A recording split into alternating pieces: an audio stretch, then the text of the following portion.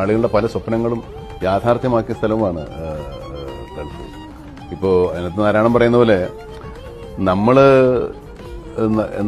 നാട്ടിൽ നിന്ന് പോന്നപ്പോൾ ഇവിടെ ജോലി ചെയ്തപ്പോൾ ഈ നാട്ടുകാർ നന്നായി, നമ്മൾ ഇവിടെ വന്ന് പൈസ അയച്ചു കൊടുത്തപ്പോൾ നമ്മുടെ നാട്ടിലുള്ള ആൾക്കാർ നന്നായി, നമ്മൾ മാത്രം ഇതുവരെ നന്നായിട്ടില്ല എന്ന് പറയുന്ന ഒരവസ്ഥയാണ്. അങ്ങനെ ഒരുപാട് ആളുകളുണ്ട്.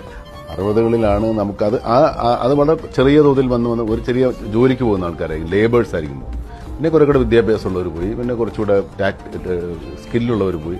അങ്ങനെ അങ്ങനെ അങ്ങനെ അത് വലിയ ഒരു നമ്മുടെ നാട്ടിലൊരു കേരളത്തിന്റെ ഒരു ജില്ലയോ അല്ലെങ്കിൽ 2 ജില്ല കൂടുന്നൊരു ജില്ലയായിട്ടും ഇലക്ഷൻ നടത്തി കഴിഞ്ഞാൽ അവിടെ സുഖമായിട്ട് ഇവിടുത്തെ പാർട്ടിക്കാർക്ക് ജയിക്കാം. പേർഷ്യൻ ഗൾഫ് പണ്ടൊക്കെ ആ ഗൾഫിലെന്നല്ല പറയാ, പണ്ട് പേർഷ്യ എന്നാണ് പറയാം. പിന്നെ ശരിക്കും പറഞ്ഞാൽ അത് ഈ ഗൾഫ് എന്ന് പറയുന്നത് പേർഷ്യൻ ഗൾഫാണ്. പേർഷ്യ എന്ന് പറഞ്ഞാൽ ഇറാനാണ്.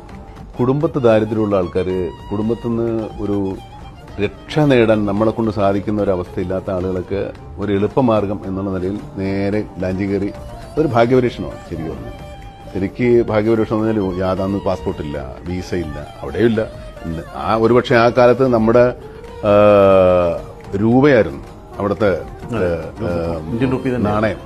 രൂപ ഉറുപ്പിയാണ്. അറബികൾക്ക് രൂപയാണ് അവിടുത്തെ നാണയം. അവർക്ക് സ്വന്തം നാണയമില്ല. അന്ന് ദിർഹംസ് ഇല്ല ദുബായിലൊന്നും.